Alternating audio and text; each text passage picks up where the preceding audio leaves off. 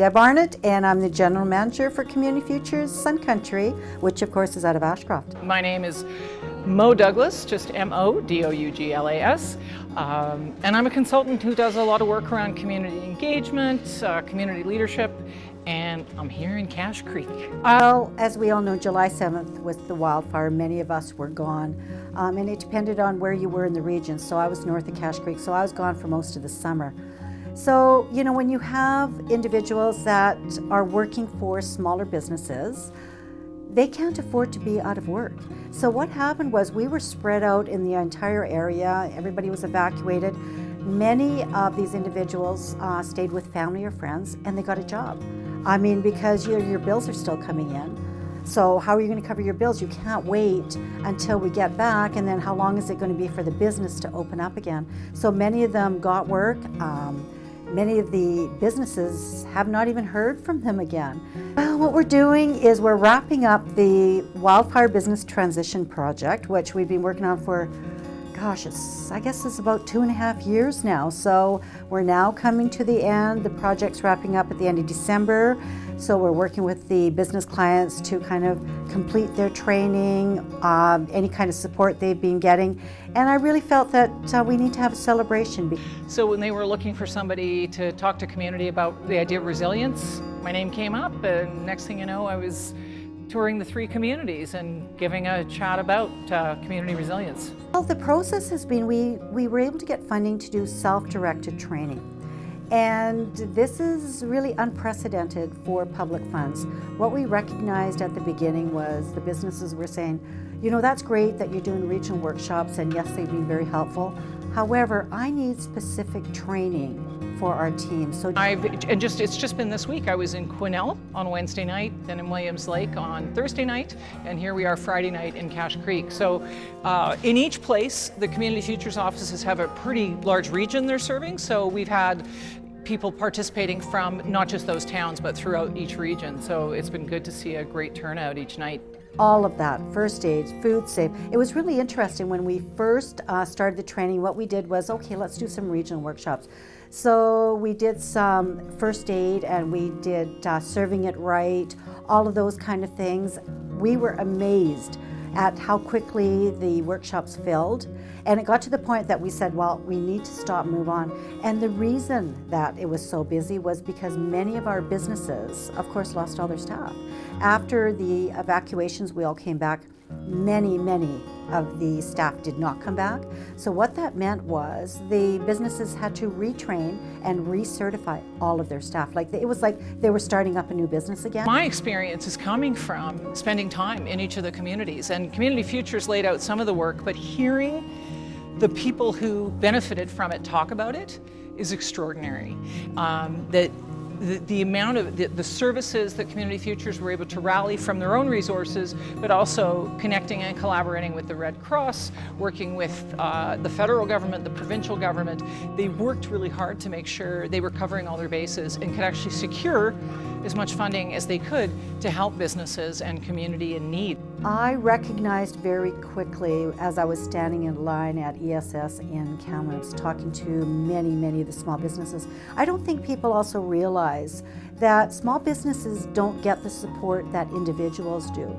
So when we're in line up and I'm talking to our small businesses and they're saying, okay, Deb, this is great, I'm getting support, you know, for my livelihood, for my family, but what the heck am I going to do about my business?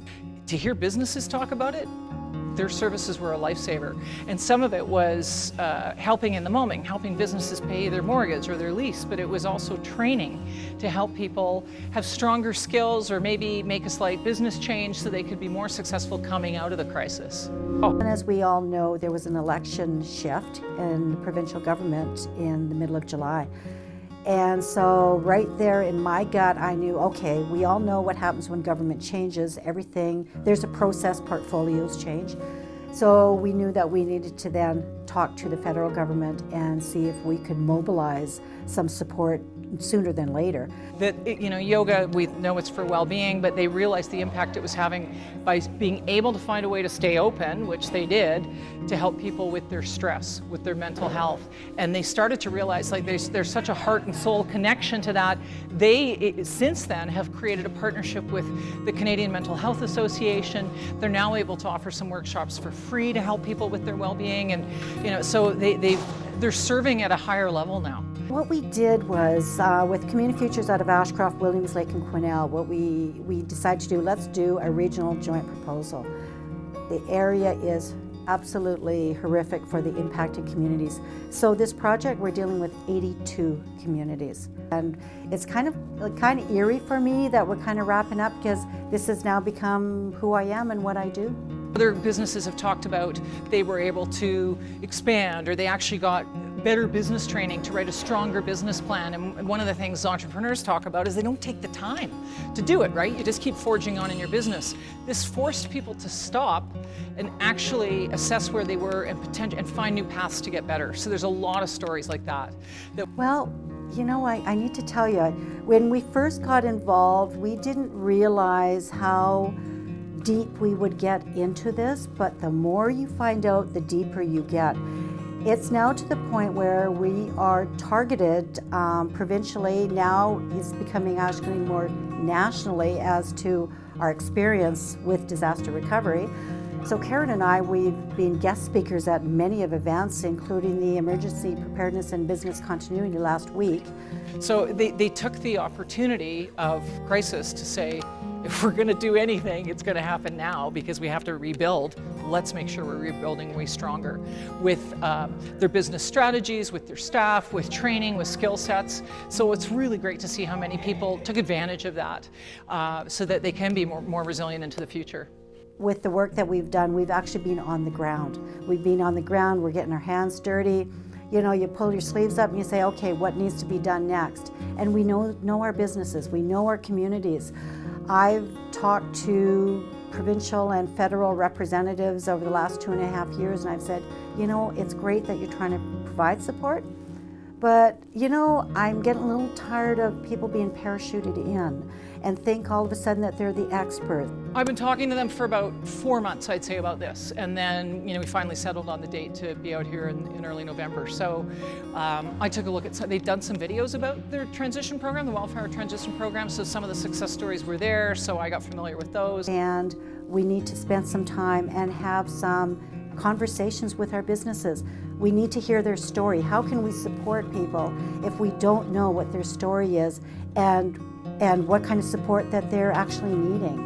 The programs that many are providing, that doesn't cut it for everybody. It might do it for a few, but at the end of the day, we need to hear the story and find out, okay, where are the gaps? How can we support you in filling those gaps? And let's work on that and strategize with you so that you're going to be in business for a long, long time. There's potential that this region can even be an international training spot for response, skill sets, community response, because of everything that's been learned. So, they're really embracing that. We're seeing people embrace, even coming out of a tough thing like fire and smoke, that people want to be here, that they're exploring more about tourism. It made people, I think, look broader at economic diversification. What are our opportunities into the future? If we have to overcome something like this again, how would we go about it? Let us do that work. Give us the support that we need to support our businesses. And I tell them over and over, we were here before the disaster, during the disaster, and we're still here after. We're not going anywhere.